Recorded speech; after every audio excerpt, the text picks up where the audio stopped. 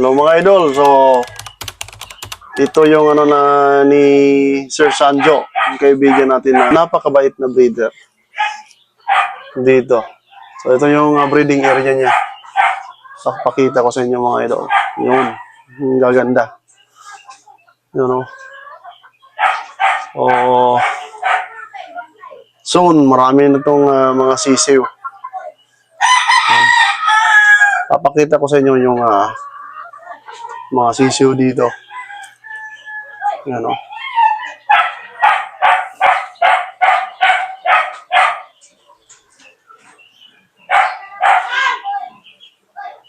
Pakita ko sa inyo. Tapi Hats. Guwapa kayo.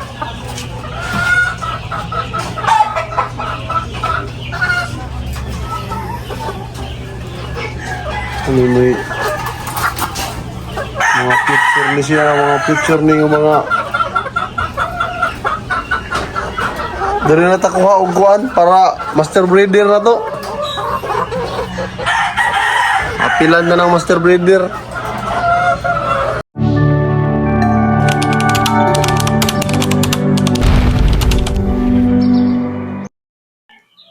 Hello mga idol, kumusta kayo dyan? So welcome kayo sa bagong episode ng ating vlog, ang Sabong Idol Canada. So ngayon nagpapasalamat tayo na nakapunta tayo dito sa farm ni Sir Sanjo, kaibigan natin na napakabait na breeder.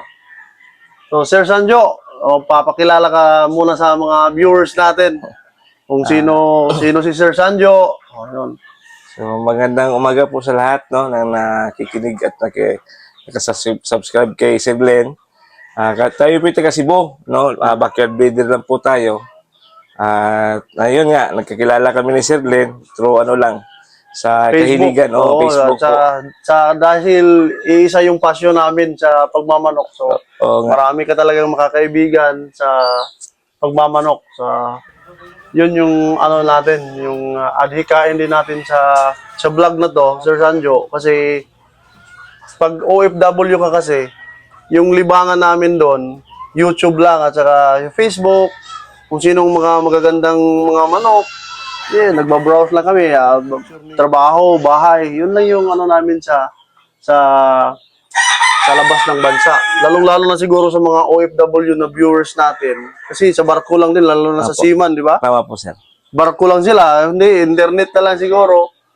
So, natutuwa na kami pag nakakita kami ng mga napi-featured na mga maayos na breeding at saka makukunan mo din ng aral kung anong mga practices sa mga farm, kung anong ginagawa nila, mga style sa pagpapalaki ng sisiw. Yun, yung ano namin, yung kasiyahan. So, sa ngayon, i-interview natin si Sir Sanjo na kung paano ba siya nagsimula sa pagmamanok.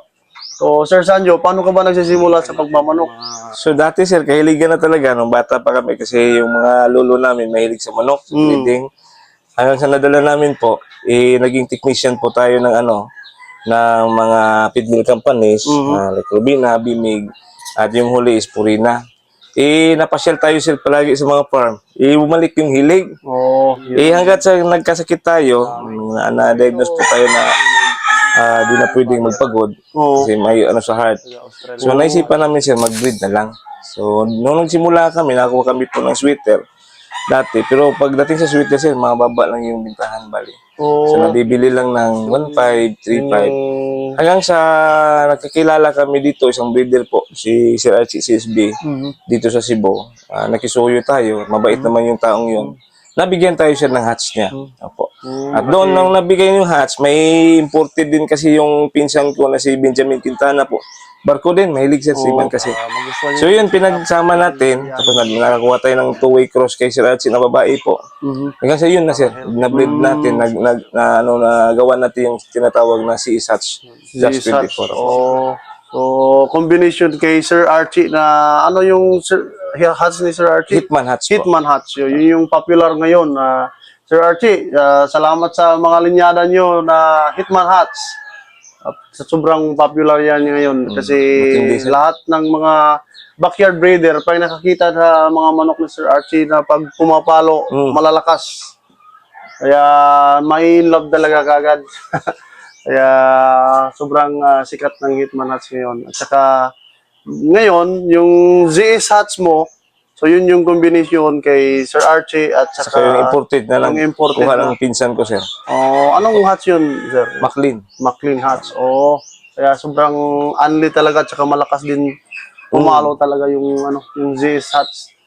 So, sa ngayon ang farm ni anong location dito sa farm mo? Sir Sergio? Bakit lang po tayo, sir. Oh, Sa Minglanilla, Cebu po. Minglanilla, Cebu. So, mga idol, kung naghahanap kayo ng mga quality na breeding materials na pangmasa yung presyo, so mag-message kayo kaagad kay Sir Sanjo. May Facebook Messenger siya. Ito yung Facebook Messenger niya. Yan ipa-flash ko yan.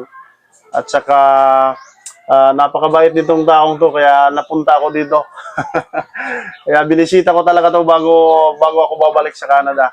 Kaya kung sa mga backyard breeder na magsisimula, so anong maipapayo mo, Sir Sanjo, sa ating mga subscribers at saka mga followers na gustong magsimula ng maayos? Yun po, sir.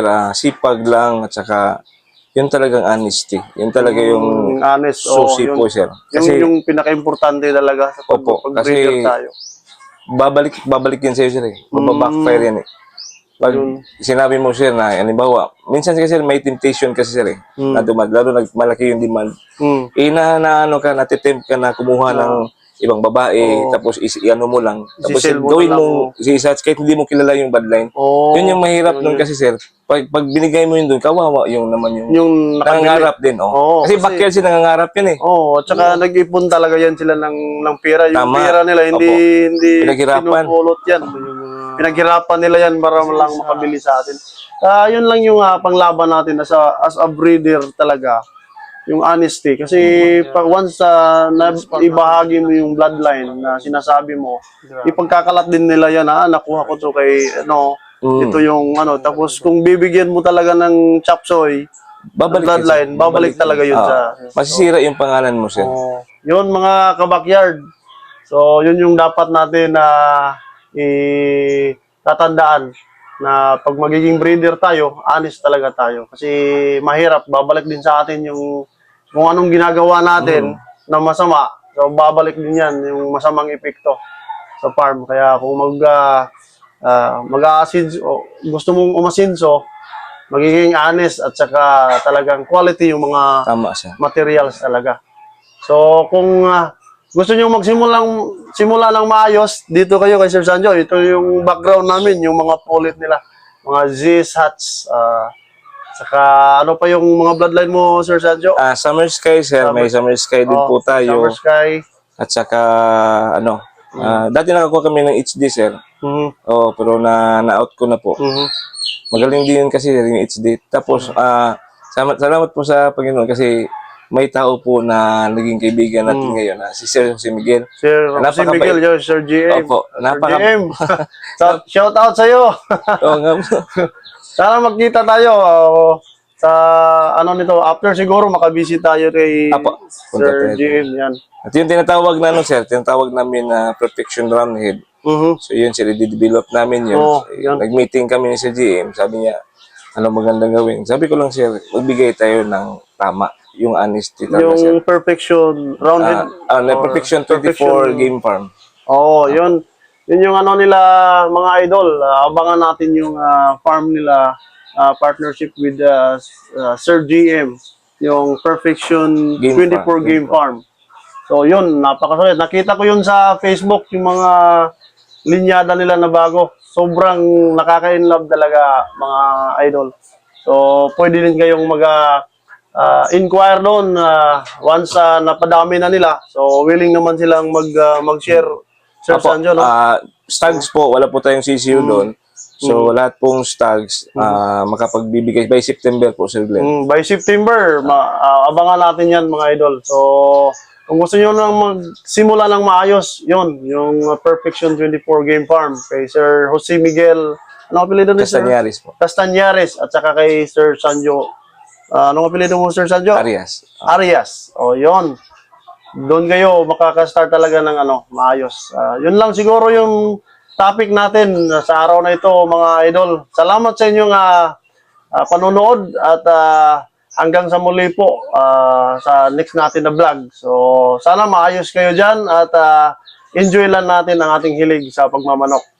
So, hanggang sa muli, ito po yung Sabong Idol Canada, si Glenn Osigan at saka si Sir Sanjo Arias.